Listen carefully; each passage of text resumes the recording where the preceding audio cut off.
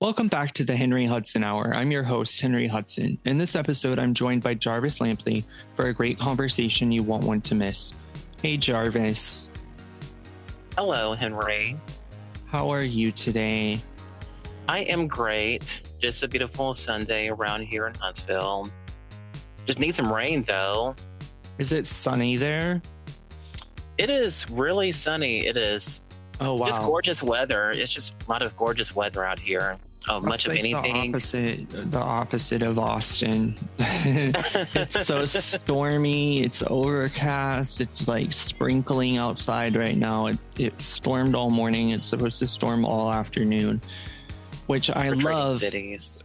But it's kind of inconvenient for me today because this afternoon I have to go deal with my mom's estate. I'm preparing to have the estate sale next weekend, and I have to go pick up a lot of stuff that I don't want sold at the sale.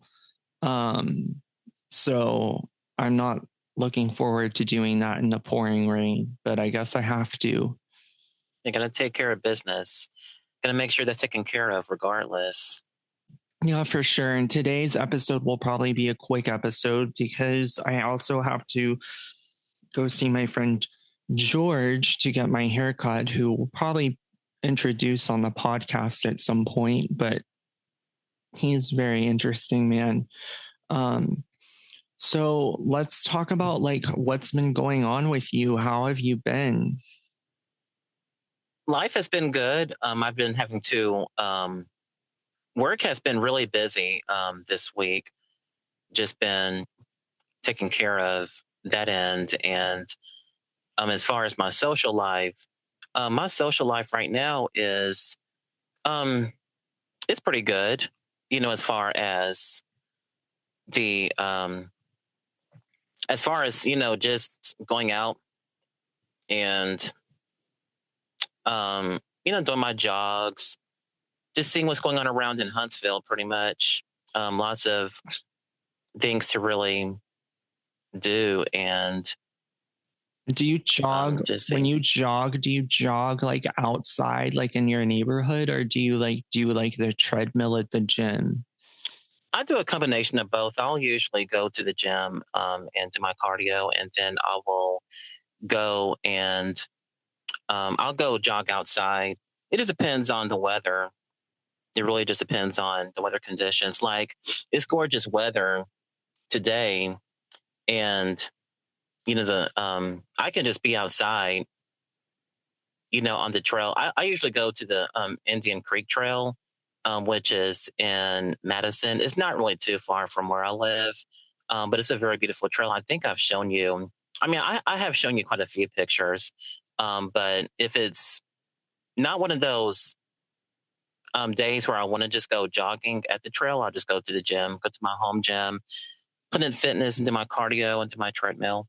Yeah, that's nice. I used to run all the time before I broke my legs, but now I just fall down whenever I try. I'm incredibly fast. I'm like a gazelle. I used to do track, and this guy that I always beat in track ended up going to the Olympics.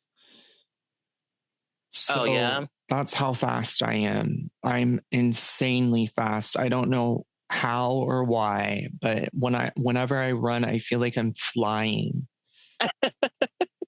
That'll be something to see one day when I come visit. I'll be like, "Go, Henry, go!" Oh man, you have no idea. I'm like, I beg someone to try to chase me because there's no way that they will catch me. No way. You did say that you jumped over a car once. Was that true? I think. Yes, I jumped over a small car. That's how fast I am. I can jump really. I don't think I could do that anymore. I could do that 10 years ago, but damn, Superman. I feel like James Bond when I run. Just put on some glasses and you're good, or put on the cape, you're good. Yeah, I'll talk about this more next weekend when I have my sister Emily back on. But I've just been planning the estate sale, which has been very stressful because everyone in my family has gotten involved in it. I currently have unread text from multiple family members regarding it. And I'm just really like, enough, enough, like just Yeah. butt out, you know, it's Yeah, family stressful. matters. I know it's stressful. Like I couldn't imagine being in your situation, but it's just one of those complicating matters. Just a lot of complicating stuff. Like, I guess I couldn't really be in your shoes because I've never lost a loved one in the family to where it, it has me to take care of situations like that. But I hope everything works out, you and your family, and most importantly, you. I think everything is going to work out just fine. It's just stressful. Um, there is so much stuff that I need to pick up today, and it's supposed to be like a severe storm. They're not ruling out tornadoes as a possibility. And Yuck. I don't know how I'm gonna do that in the rain. I really don't. So the other day you went to dinner. I think you said you went out to dinner with your boss. How did that go? How is, first of all, the restaurant you went to looked really cute. Where was it and how was it? The restaurant was at Bridge Street. So Bridge Street, just to give you a little rundown about Bridge Street. Bridge Street has been around since 2007, and it features a lot of nice restaurants, lots of cutesy restaurants. But Connor's was the original spot in that location, and um, they serve they serve pretty much everything like steaks. There's chicken. It's a place where families can get together. It's really good for a date night, and lots of corporate people come in lunch, dinner. It's pretty expensive though. That's one of the highlights of that restaurant is you get what you pay for. The servers are nice, experience is nice, and um, so we went with my big boss. He came into town, very complimentary of all of us. It was just really amazing. I've never seen him before, and it was just a really great time to just have gotten to know him and him having gotten to know all of us. And we we pretty much crashed his wallet. I got the carrot cake, and then I got their carrot cake is really good. Their carrot cake is I love amazing. that. But for me, I got their lamb chops. I got their Australian lamb chops, and it was with their asparagus and mashed potatoes. Asparagus is really good, by the way. I love asparagus. I just don't like what it does to you after you eat it. Oh, you get that reaction? Well, it just makes your pee smell so bad. Oh, see, I never had that problem. I may never just have paid attention when I was urinating Oh afterwards. God, I hate that. It It does make everything else taste better, though. yeah, I make really good asparagus with balsamic glaze on it. Hmm. It's really good. Interesting. Yes. Oh, that sounds good. I'm glad you got to meet the big boss and that he was Hmm. nice. That's interesting that they took y'all out to dinner. I think that's really cool.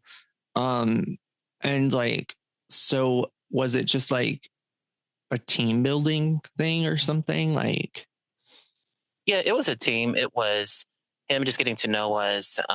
It was a he actually was planning on taking us out to eat anyway. So we had to decide where we wanted to go, and we just said we wanted to go somewhere nice. And I think at some point during the afternoon, I was busy doing something. I was busy with people, and they made a decision to go to Connors. I said, okay, cool. And we all got to meet up about 4 o'clock. I usually get off at 2:30, but wow, everybody that's else, early. yeah, that's my schedule. My schedule is No, I pretty mean, accommodating. it's early to go out to eat at 4. Oh, you think so? Yeah, that's so early. Oh my gosh. That's like people in California are like that. They like eat dinner super early, and you know me, I'm a night owl, so Oh, you're a night owl. You're like a vampire. You're like an owl. You will literally get off from work at 9:30 or 9 o'clock. You'll go to HEB, and then you'll go and cook something. That's Henry's night for you all. yeah, I eat dinner late, and I always have. My grandmother also eats dinner very late, and it's something that was kind of adapted from. She adapted from Latin American culture Hmm, because interesting. people in Latin America they tend to eat quite late at night, and so that's how I kind of grew up. I was like raised that way. So it's a family. Might as well say like a family history of your grandmother eats late and then you eat late. Yeah, she doesn't. She's always says I can't eat dinner unless it's dark outside. So, Well, I um, usually eat about 7 o'clock, 8 o'clock. But anything after 9 o'clock, I'm just like, unless I just didn't eat anything like beforehand, I feel a certain way if I eat past 9. This is yeah. on the Well, weekend, of course. I have to eat late because I get off work so goddamn late. But Yeah, I mean, I don't really have a choice. you can't even eat it. You can't even eat on the clock. It'd be like, put your food up, please. I don't know if they'll say it that way. No, I mean, I guess I could, but I just don't have any desire to eat at work. It's just so much easier just to make dinner at home I'm with you. instead of like cooking and taking food there. That's just complicated. Heating it up, blah, blah, blah. You know what I mean? Yeah, exactly. And Bridge Street, is that like a district down in downtown Huntsville, or is it in a separate area? So Bridge Street is 6 minutes from where I live in West Huntsville. It is at Research Park. Research Park has a lot of high tech companies that surround Bridge Street. A lot of professionals, a lot of high tech professionals work in that area, and so the premise of putting Bridge Street there is to attract a lot of professionals. And most people that go to Bridge Street, they do have money, but lately they have been making it more accommodating for um, all incomes. In fact, they did put LL Bean store out there last week. I'm not really too familiar with their clothing, but Oh, when I I was a love LL teenager, Bean. oh you I oh you have like LL Bean? I have Oh, LL cool. Bean sheets on my bed actually. So did they just sell clothes, or did they sell clothes and um Well, they make that? sheets. Oh, cool. Okay. Their I guess sheets I. are great. Yeah, their sheets are great, but they're kind of pricey. But I got Percal, which is I only like Percal sheets, and Mm-hmm. they had them, so I got them from them. But um, yeah, I like their sheets. I have a blanket that they made to a fleece blanket. I never use it because it never gets cold enough in Texas to use it. It They're makes based out sense. of Maine. I've been to their headquarters, their flagship store before. It's in a town called Freeport. And Hmm. there's a big outlet mall there. It's a great outlet mall. Um, and their flagship store is there. And they make like clothes. It's kind of outdoorsy. It's kind of like an outdoor, it's almost like REI, if you're aware of REI. Yeah, we have that at Mid City. Yeah, it's an outdoorsy brand. It's based out of Maine, so they make a lot of stuff that's built for cold weather. Okay. Yeah, Yeah. REI. Yeah, REI. The store rather. Yeah, they kind of remind me of Mountain High Outfitters. I don't know if y'all have that in Austin. I would No, I've assume. never heard of it. Yeah, it's a store where they specialize in sweater vest, puffer vest. It's more of outdoor wear. Same as REI, but LL Bean, I wouldn't have thought they only just sold like bed sheets. I just thought it was like a clothing Yeah, brand. But you did LL say that. Bean, they make a lot of stuff, and they have some home goods as well, but it's like more upscale, I guess I would say, almost maybe than REI is. I'll have to go in there one day Yeah, it's really and nice. check them Everything out. they make is great quality. I wouldn't say it's fashionable because it's really for made for like outdoors type of stuff. But I think they even make shoes. I like they make everything. That's something to worth. That's something worth checking out. I wonder. I think that's the reason why they brought it here is to expand on their customer base. Well, at Bridge Street, rather, just bring in more people, make it one of the best outlet malls in Yeah, the region. on their website right now they're having a 15% off sale. Oh, so what better way to open up the store to um, promote a deal like that? It 15% off. says retro style, blah blah blah. Outdoor equipment, home goods, outerwear, bags and travel, clothing, and footwear. That's everything that they make. Wow, they have some nice shirts I see on their website. Hmm, Well, interesting. that's worth checking out one day then. Thank you Yeah, for. they have a lot of plaid. They do a lot of plaid. And I used to speaking like of plaid. shopping, the other day you went to Marshall's and bought a belt, and I'm so I jealous sure because did. I also buy my belts at Marshall's, and I need a new one so bad. Mine is falling apart, and I have a lot of belts, but they have logos on them, and I can't wear anything that has logos on it to work. So I Yeah. have to get one that's just a plain black belt, like that doesn't have a logo on it. And the one that I got the last time I went to Marshall's is Guess by Guess. And I guess that's not a very good brand because I guess Guess is not a very good brand because it's falling apart and I've only had it for like 1 year, but I do Oh, wear it all the time. So I don't know. It's just weird, but I love buying belts at Marshall's. It's like my go to place to get belts. And I used to go get them at Sears when we had Sears, but Sears obviously no longer exists. So, Marshall's is a really good spot. If anything, I would only go there to get their socks because why would I want to pay $15 for a bag of socks when I can get it for like $9, maybe $8? And so when I was in the store, I noticed that I needed to change out my belt because my belt, like your situation, it was starting to welt a little bit. And I just said, okay, I got to get a belt. Jarvis, I'm going to have to get a belt. And so turned to my left when I was looking at some things and I said, oh, dang, they got some belts. And so that's when um, end up I ended up getting one of their belts for like $9. So it was good. I mean, it was a good price. what brand was it? I will actually have to show you a picture because I don't have it on me, but I'll have to show you a picture. Yeah, because I don't know what I Oh, bought. It okay. just said genuine leather, so I went ahead and just bought it. Huh. Look, Interesting.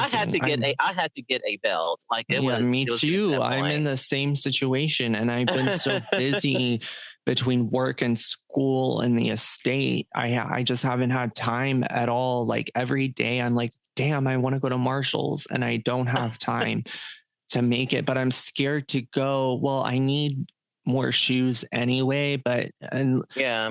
their shoe selection, like sometimes it can be amazing and sometimes it's really just disappointing. So we'll see if I end up, but hopefully I don't end up buying any shoes because I would rather just get the belt and leave. I don't want to splurge. But Oh yeah, for real. I have a tendency to at Marshalls. I love Marshalls. So I love Marshalls. Like I always shop sales. Whenever I shop, I always only shop sales. And I try to squeeze out as much as I can in discounts when I go shopping. Um, Yeah. I was thinking about going today, but I obviously, as you know, I have absolutely no time at all too. So Yeah, because of the weather and maybe doing maybe everything tomorrow. else. Maybe tomorrow. Yeah, I'm excited to go pick up the stuff from the estate, all of the furniture and etc. that I'm taking. However, it's really nice stuff. However, I have a small apartment and I really don't know how I'm going to fit everything in here. It's a conundrum.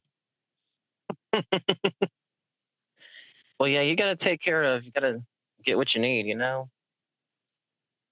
Yeah, absolutely. There's a lot of things that I would like to take that I just can't because I just don't have the space for them. And it's kind of Hmm. heartbreaking. Yeah, it's like you have to clean out what you already have and then replace. Yeah, it's pretty hard, when you have a small apartment or you don't have that closet space, um, like you have to Well, have. I have a lot of closet space, but it's occupied. Right. My walk-in closet is bigger than my bathroom, and that's the only reason why I moved into this apartment because I have so many clothes. That's it. But yeah, I'm just wearing all black today as it's like kind of my uniform. I love wearing all black, but I could not decide what to wear. I wanted to wear this short sleeve shirt that's green with a floral print on it, but Oh, that would look really cute. it's not very hot and it's rainy and I was like, well, I wanted to wear long sleeves because of the rain and I don't know. Hmm. I just felt like it just didn't make sense. But yeah, that's interesting. So Austin also has like some shopping districts like that. There's one I really would love to take you to downtown called the Second Street District. Hmm. Really nice. The only store that I really go to there is Urban Outfitters, but they have a huge men's store down there. Huge. It's Oh, see, I would huge. love to go to Urban Outfitters. I'm so jealous. I'm so jealous that we don't have one. Y'all have one, obviously, because y'all are Austin, but then it's like y'all have one. And then the Well, fact that you say it's pretty large, that's saying something. the problem with Urban Outfitters is that both their locations here are in areas where it's absolutely impossible to find parking. So it's almost so bad that I feel like it would be easier to take an Uber there than it would be to park. Well, when that time comes, we know where we'll be going. We know for sure. Yeah, absolutely, absolutely. It'll be fun. And then obviously we have like malls and things, but I don't know. I'm trying to think. There's a lot of areas in Austin that are like kitschy, kind of have a lot of vintage shops on the Mhm. street mixed with bars and restaurants. We have several little districts like that spread out around town.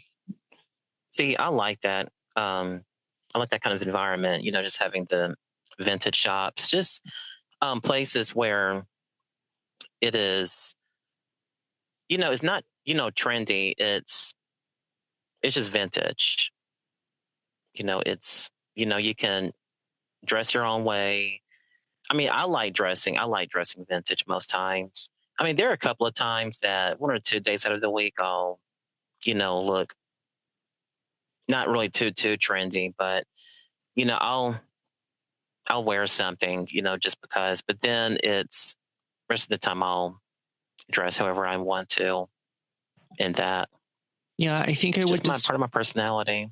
I think I would describe the way I dress as quiet rich.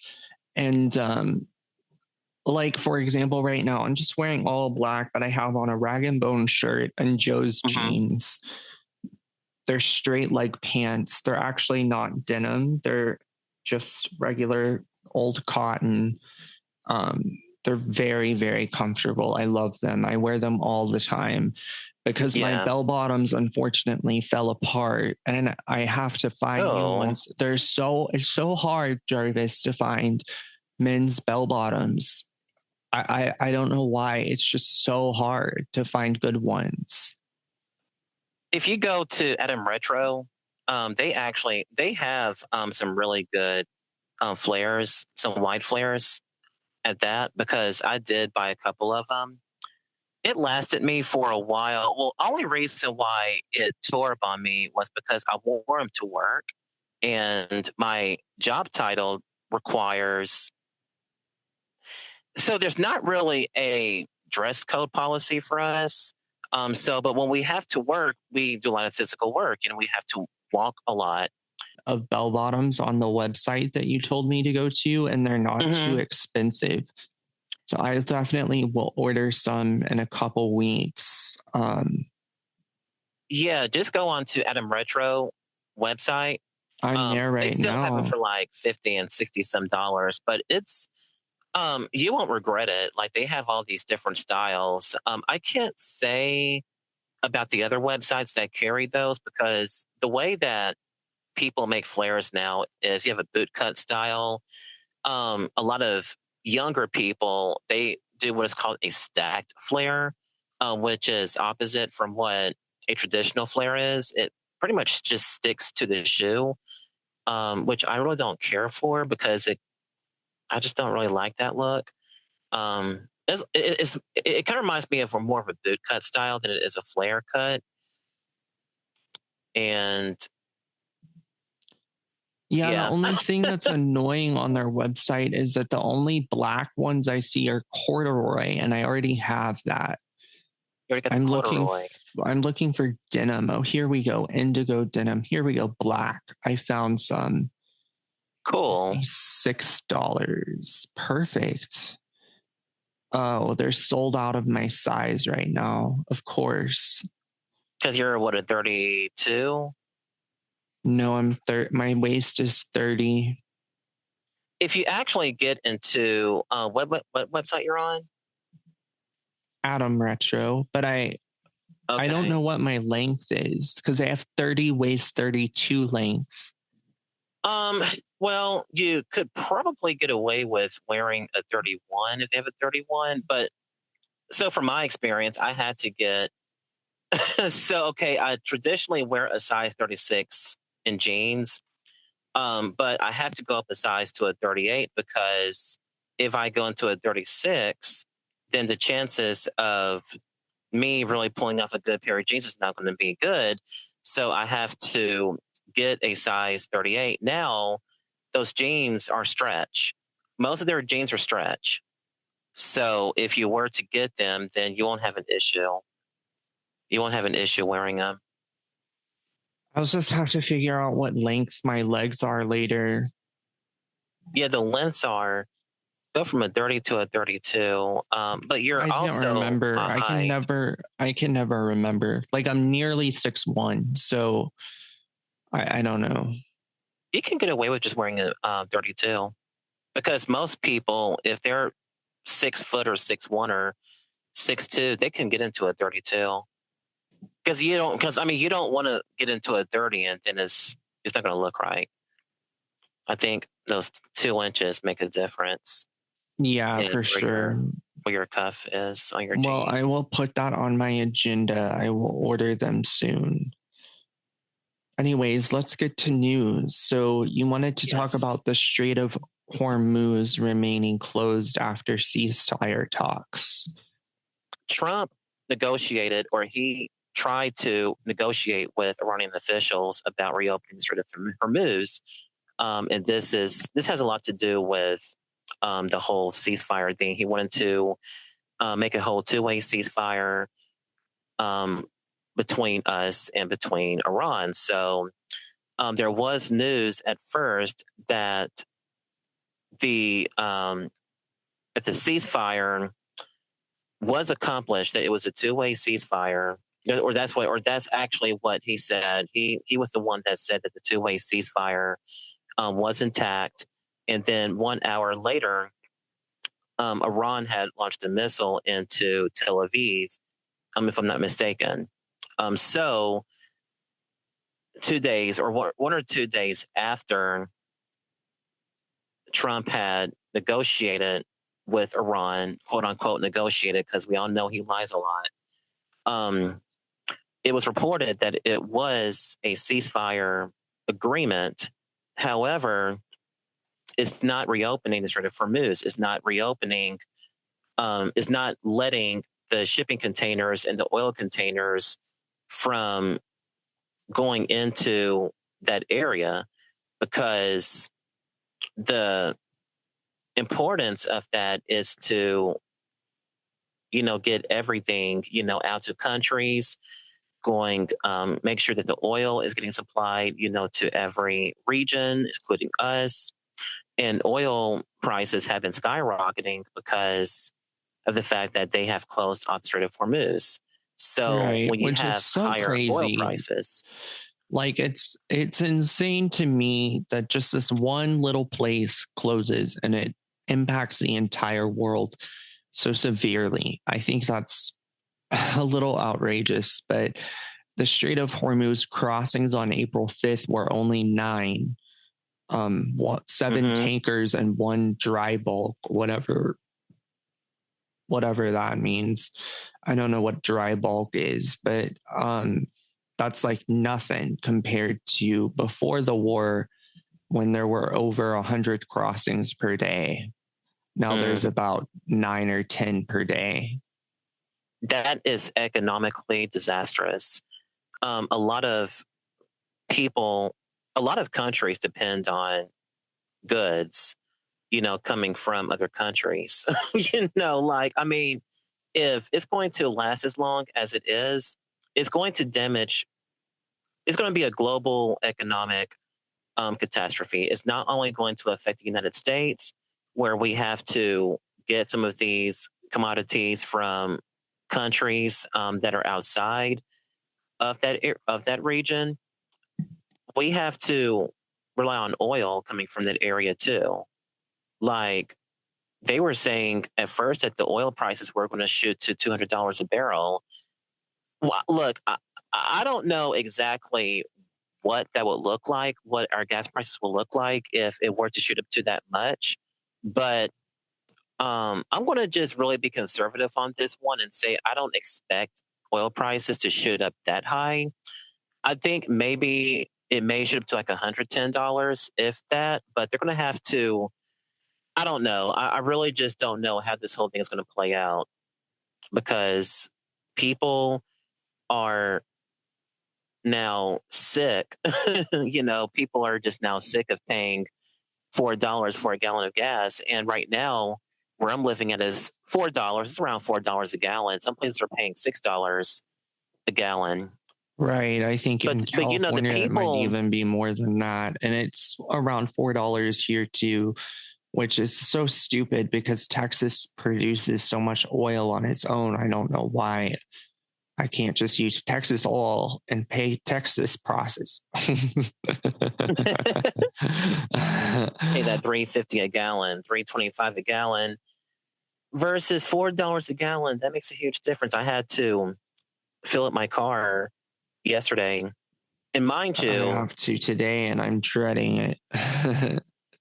it's awful, Henry, because of that man. He literally he literally interfered into another country's business. But we shouldn't even have to do that. But that's his buddy, and now he is going to want to put our troops, on the ground in that region. I mean, for what? For what?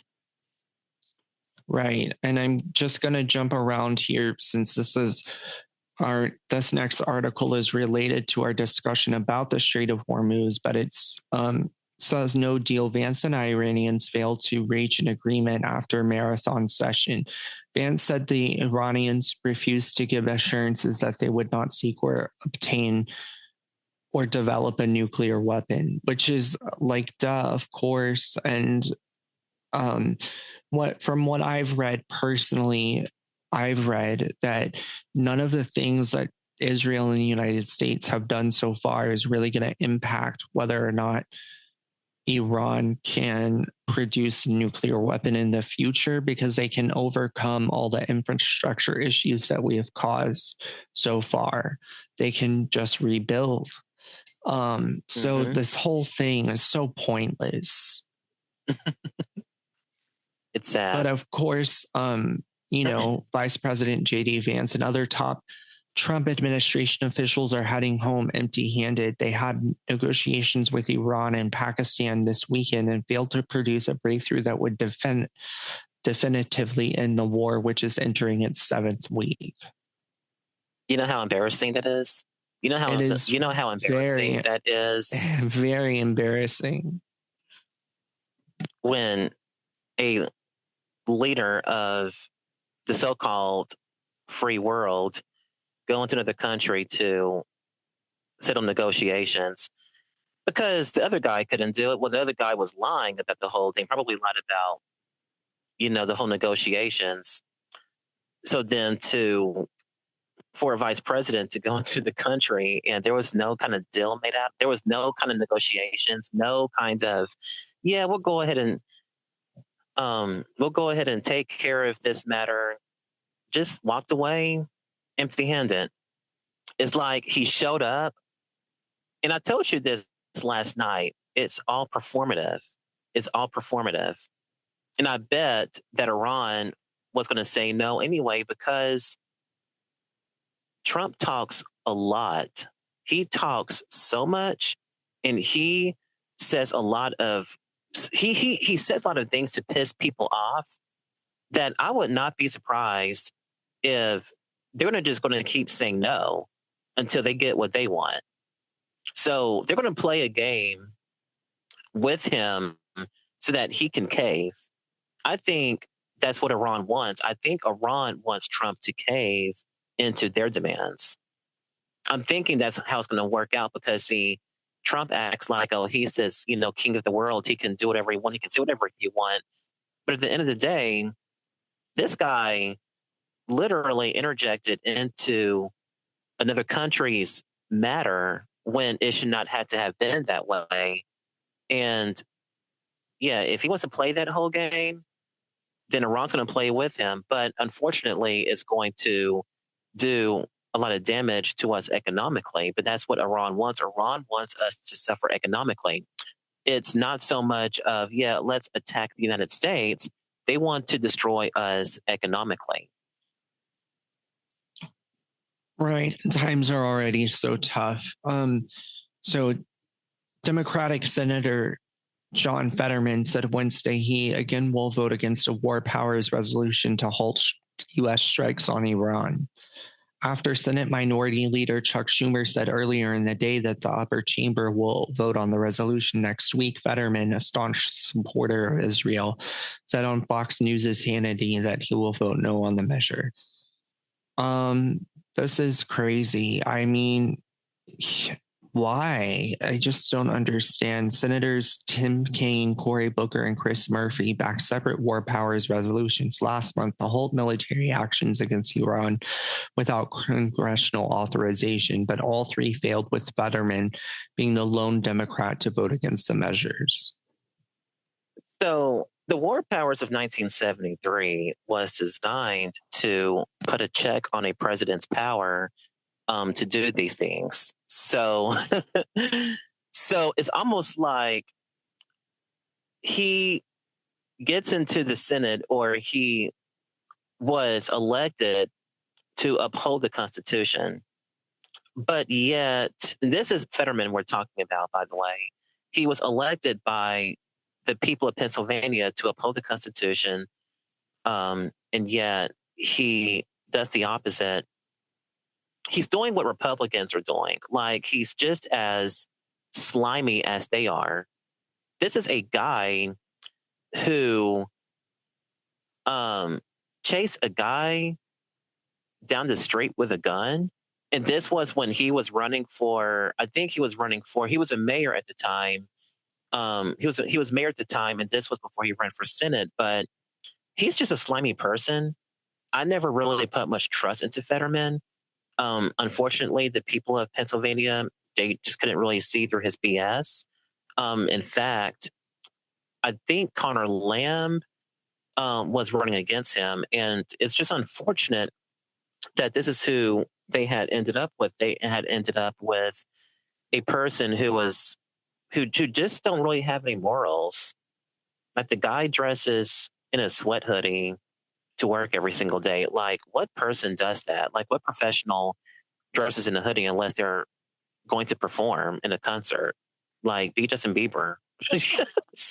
I mean, it's just like, I mean, you are an elected official, man. You are an elected official, and you're wearing a damn hoodie.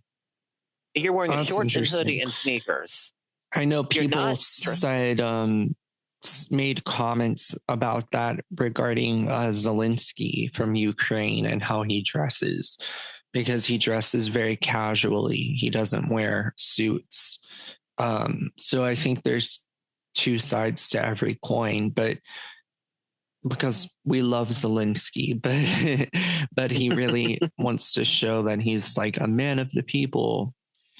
In the House, Democratic leader Hakeem Jeffries said Wednesday his caucus will attempt to pass a war powers resolution by unanimous consent during a Thursday pro forma session set for 11:30 a.m. So we'll see what happens.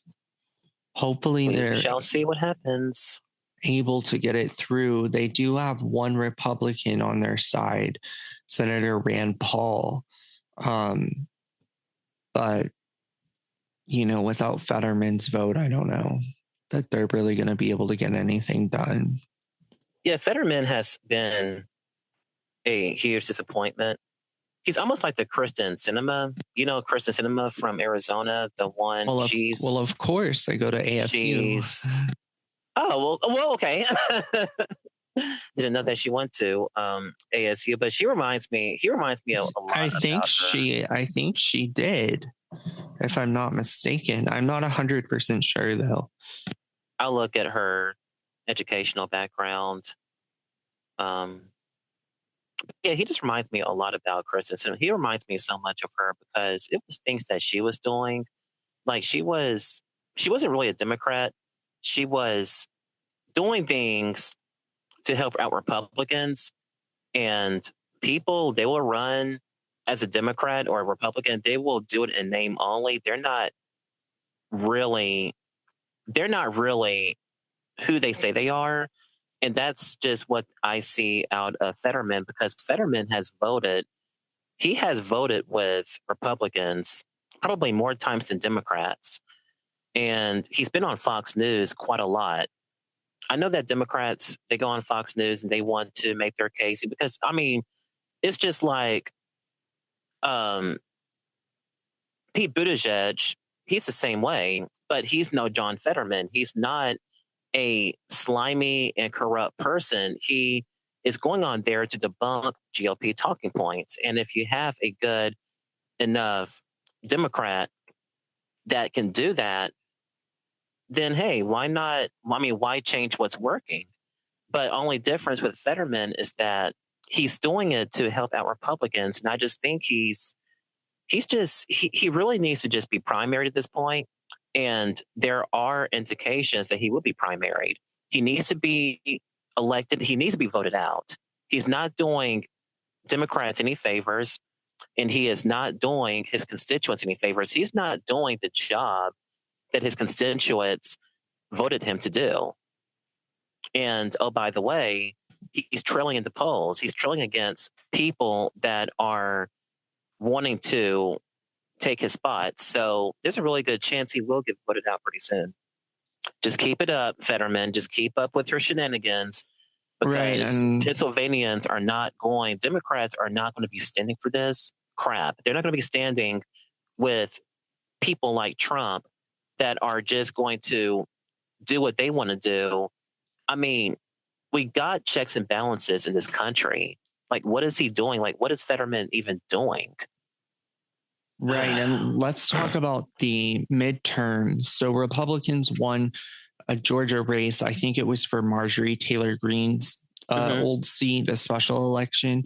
But Democrats posted the largest swing yet in special House elections. Republican Clay Fuller carried Georgia's 14th district by 12 points, but President Donald Trump carried the district by 37 points in 2024. I saw this on X or Twitter, as I still call it. I thought it was pretty amazing how what a gain, even though we lost, what a gain we made. Hmm. Um, in the the numbers of people who voted for the right, I mean the left, um, in spite of the fact that Trump won that same area by 37 points. Don't you love chaos? Don't you love this? Don't you love it when people just see what the other side is doing and they're like, why did I waste my vote on this person or this party? Why did I think they're going to do a better job? Oh, by the way, these are the voters that said that President Biden couldn't handle the economy. Okay, knock on wood. These are the people that are not satisfied or they are greatly dissatisfied with the way Trump is handling both the economy and domestic issues. So Republicans right now are in a very, very, very, very bad spot.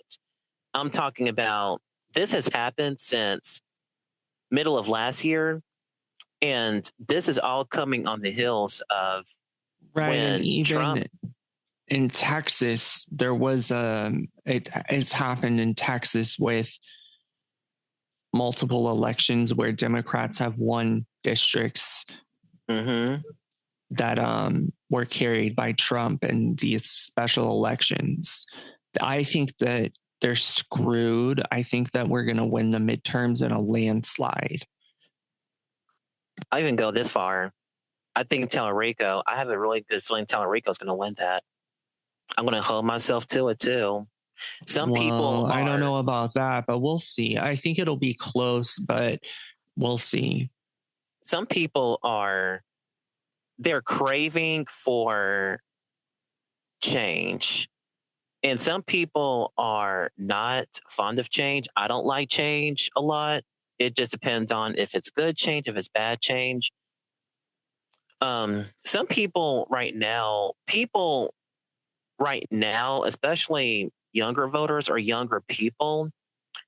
people are going to be the drivers of this midterm.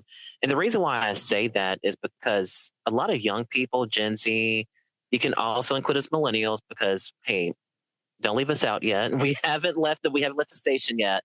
Um, but a lot of younger people right now are so motivated to see this whole thing turned on its head. They are tired of seeing ICE going into their neighborhoods, going into schools, going into their churches, going into businesses, snagging up people left and right because they either Right. are Mexican or Right. And in people. Texas, in the special election for a Texas Senate seat where Democrats lived a reliably red district, it was due to Latino voters. People are just getting So fed up. Younger people are also seeing democracy in jeopardy. Um, I couldn't have told you that 2 years ago because people were protesting about um, Gaza. You know, they were bringing up all these different issues. Then he, people. So exactly how we got here is the ignorance from people that protested about issues that had nothing to do with us domestically. Had they voted and had they paid attention to the Biden agenda, we wouldn't be in this situation. So now they're having to see what a second term Trump has done, and it has gotten a lot worse. Mind you, that during the first Trump term, there were people that were serving under him, but they were also statesmen. We can talk about, how bad they are, but they were also people that abided by the Constitution versus Trump now has loyalists. He now has people that are working for him that are not qualified, by the way, to run a run anything. I mean, let alone they can run a bar. So it's like you have to you have to understand how we got here and how we can turn this whole thing upside down. Because, like I said, if it's not ICE, if ICE is not one thing, people are looking at this war and they're like, why in the world are we having to gush out billions of dollars, not millions, billions of dollars? I'll even probably put a T tag on that, because what this man and what this administration wants to do, they want to gut a lot of social programs to fund a war that we should never even be in. And now you got them talking about they want to draft 18 to 25-year-olds into the selective service. So if something does come Ugh, about, oh that's yeah, just December terrifying. 2026. That is That is very going to have terrifying. a So huge backlash. There's going to be a huge backlash to that. if that doesn't lit a fire up their asses to get these motherfuckers out of, and I hope that you don't mind me cursing on this podcast, but if that does not light a fire for them to do what they need to do in the midterms, if that doesn't, if that really doesn't do it, then I don't know what the hell will, because there are a lot of polls right now that are showing that Democrats have the upper advantage. They can take the Senate if they can, if they want to, but I know the Senate might be an uphill battle. Right. Well, But there's a few states that are possible we could possibly win, like such as Alaska, I think Ohio, Iowa, Texas, of course, and maybe a couple others that are all going to be close races, but we'll see. So did you want to mention what your governor did with the Gulf of Mexico name? so Governor Ivy is an idiot. Um, I'm very blunt with that because I just don't like her. She's a snake in the grass. She will smile in your face like the sweet little grandma that she is and give you a little cookie, say, "Oh, bless your heart, honey." And she will just do the most ignorant thing. Like, this is a woman, okay? This is our governor now, who signed into law years ago to criminalize doctors who perform abortion. 99 years in prison, by the way. This was before Roe v. This was before Roe was overturned. This was well before that. So I'm telling you, this lady is a snake, and she is a Trumper. She's a hardcore Trumper. She she had signed a law. Well, she had signed the bill into law. The bill was Right. proposed by some guy. Governor Kay Ivey has signed House Bill 2 into law, officially changing how the Gulf of Mexico is referenced in the Alabama State Code. HB 2 officially recognizes the name change of the Gulf of Mexico to the Gulf of America. The new law makes the change applicable to official state documents, educational materials, maps, and websites starting October 1st, 2026. It's idiotic. Is really idiotic. Gulf of Mexico all freaking day long. And It's if just anybody such wants a to go waste up of to, time and money. it's a waste of money. It's a waste of. So, Alabama, we already ranked in the bottom in education. So, you're going to now sign a bill into law so that you can indoctrinate ignorance into children about what they should be learning.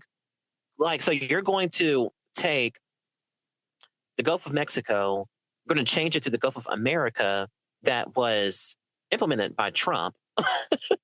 Hey, I mean, come on now. You cannot make this stuff up. I did not see this coming. I never ever saw this one. I could be blindly to my ignorance, maybe, that she would do something like that. I thought maybe it was a joke at first, but it's not a joke. This woman signed into law something that doesn't make any sense. And she said, quote unquote, it just makes good sense. It just makes sense. Lady, shut up. Shut up. I like your Go into retirement. Go into retirement. Go take care of your cancer health. impersonation. And just go away. Oh, it's just good. It just makes good sense. It makes good sense. State of Alabama. State of Alabama. So I wanted to talk about the Federal Reserve reveals troubling reality about wealthy Americans. The Federal Reserve has been tracking this data since 1989. It has never looked like this before. Did you get a chance to check out this article? So it says the top 1% of U.S. households held 31.7% of all household wealth in the third quarter of 2025, the highest share recorded since the Federal Reserve began tracking the data in 1989, according to CBS News. In dollar terms, that group holds an estimated $55 trillion in assets, roughly equal to the combined wealth of the entire bottom 90% of Americans. The numbers from the Federal Reserve are striking. Americans' wealthiest households are not just doing well, they are pulling further ahead at a pace that has no historical precedent. And the stock market is supposedly the primary driver of the gap in wealth between the top 10% and the bottom 90% of Americans. Last year's AI-driven rally boosted equity shares sharply, and wealthier households benefited most because a larger share of their wealth is invested in stocks and securities. According to Gallup data cited by CBS News, 87% of Americans who own stocks live in households earning $100,000 or more. You go ahead. I'm sorry. It's just, I think, in my personal opinion, that the wealth inequity in this country is the number one issue that we have. I think it's the driver of many of the other problems that are issues in the United States. I think that it needs to be fixed desperately, and I think that it's the biggest problem in America. I think that it has a trickle-down effect, not to use the same term as what caused it, which is trickle-down economics, which doesn't work.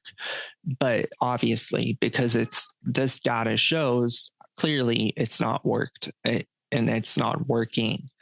But I believe that wealth inequality is the number one problem. I think it has an effect on everything else that happens in the country. And I think that it is the biggest problem that we have today. And I believe that it needs to be resolved as soon as possible. Sorry about my cat. She's saying hello. Oh, it's okay. Oh, hello, Sasha and Pasha. Thank you for coming onto the podcast. Make your presence known. It was Sasha. She just jumped in my lap. But this is exactly. Oh yeah, so I did read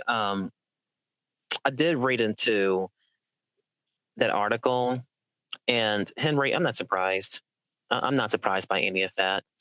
Look, the top 1% is always going to do much better than the bottom 90%, which are mostly lower income and middle income people that are having to work their asses off every single day of their lives to put food on the table, to pay their rent, to just, have some kind of life.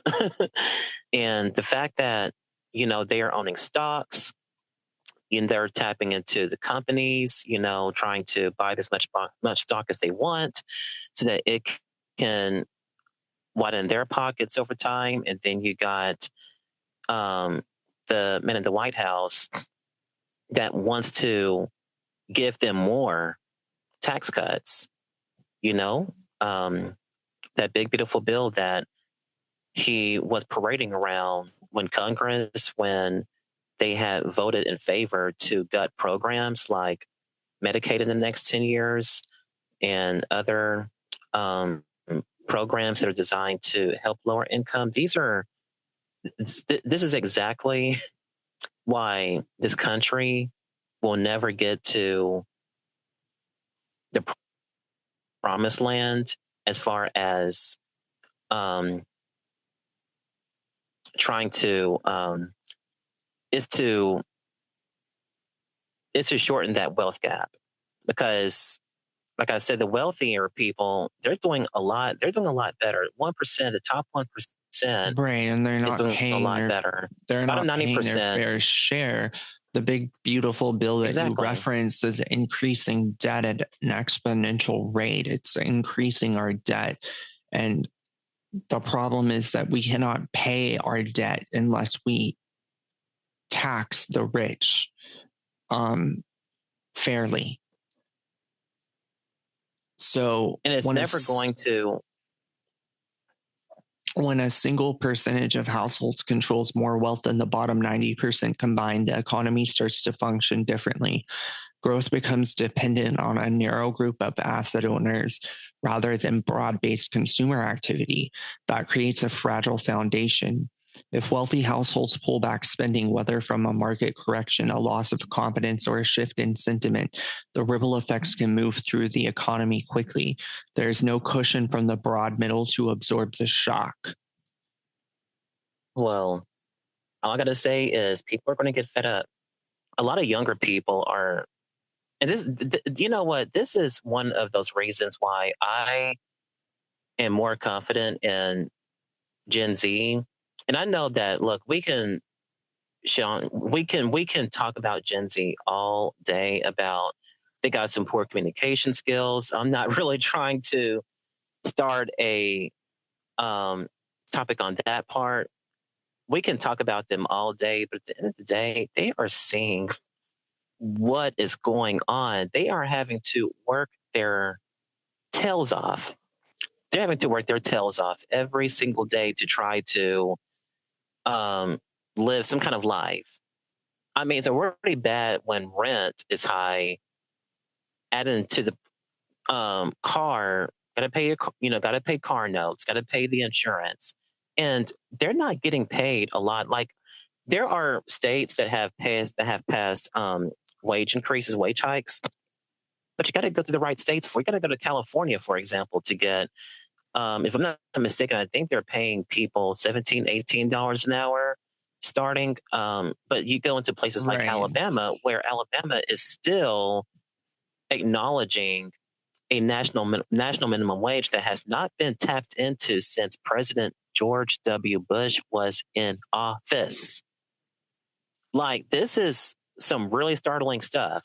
So when you got Gen Z that is saying, yeah, why do all of these people exist? They're not really contributing to the economy. They're creating jobs and everything. Well, they're not creating jobs anyway because they're replacing them with AI.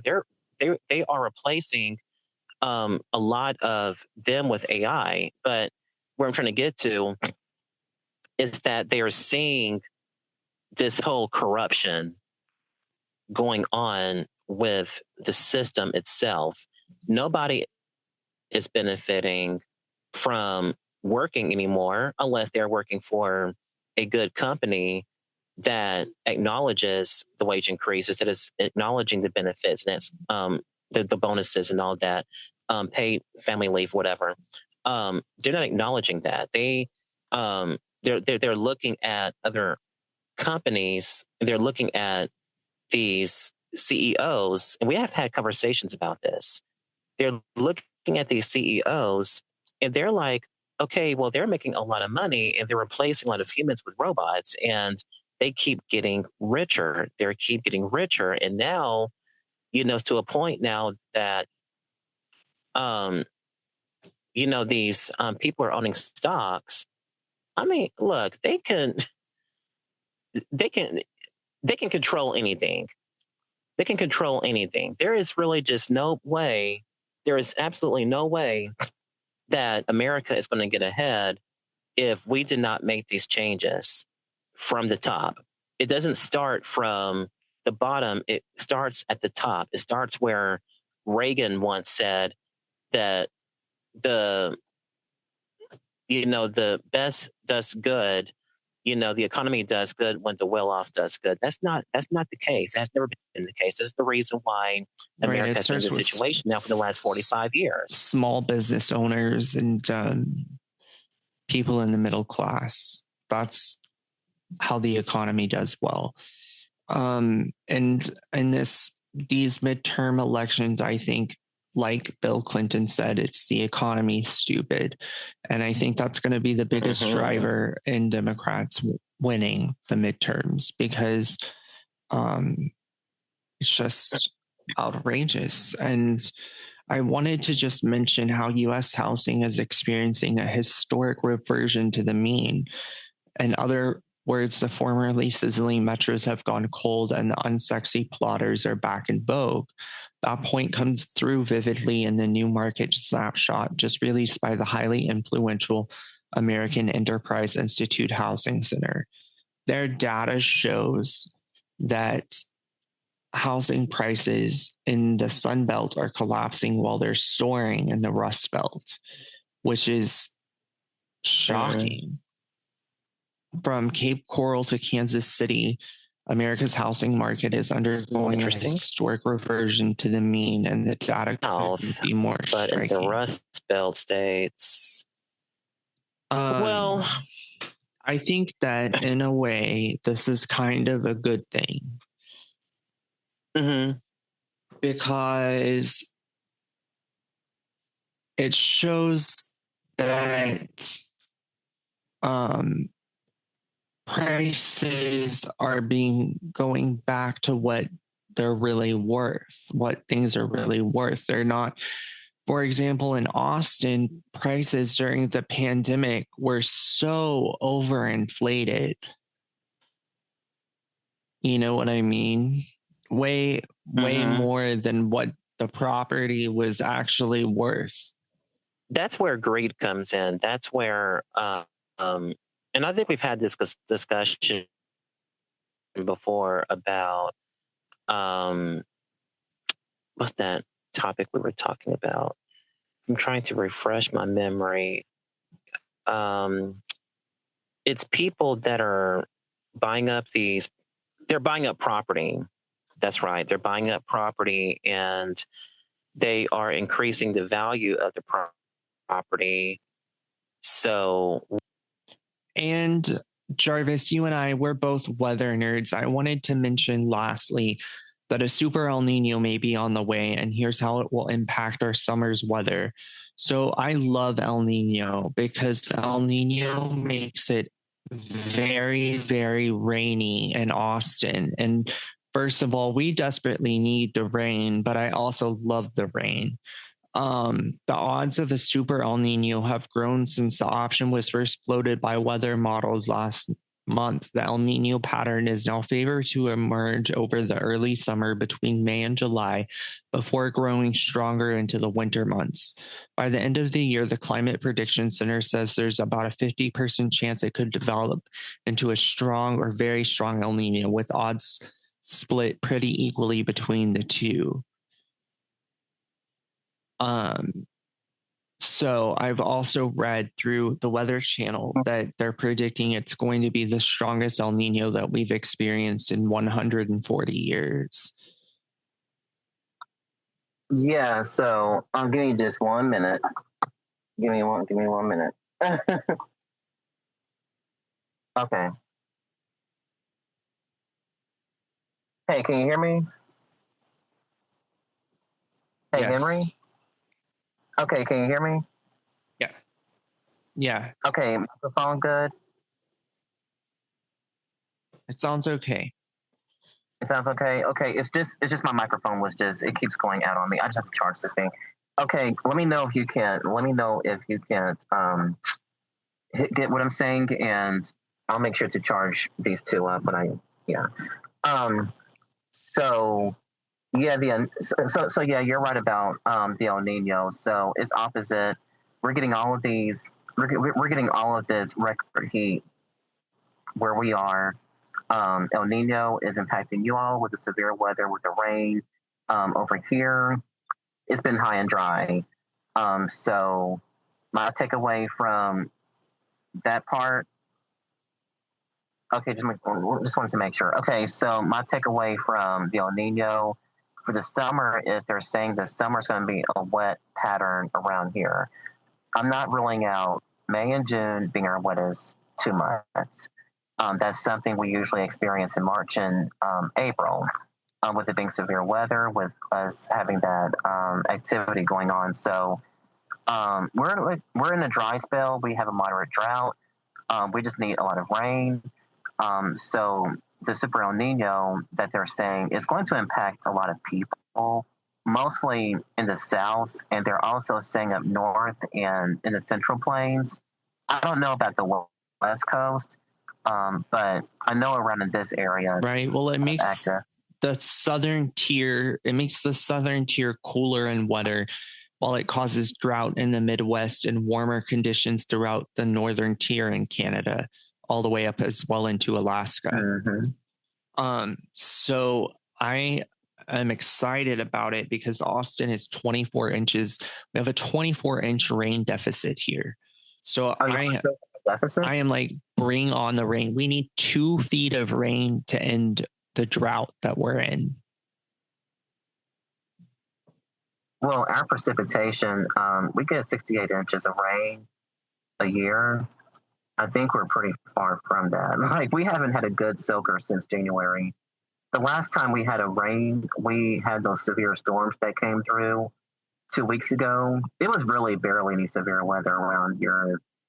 It was more of like a wind and rain event, and we had some good rain, but we didn't have the soaker. We just need days of rain to make up for this drought. We may need like a whole month of it, of rain. Well, May is the wettest month of the year here, and I'm expecting it to be very, very rainy because of El Nino.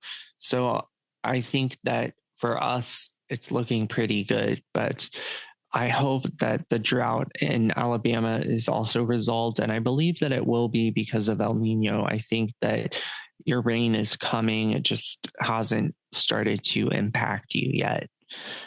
But that's all for today's episode of the Henry Hudson Hour. If you enjoyed this episode, be sure to follow along and stay connected. You can find the show on Instagram at Henry Hudson Hour, or reach out directly by email at henryhudsonhour@gmail.com.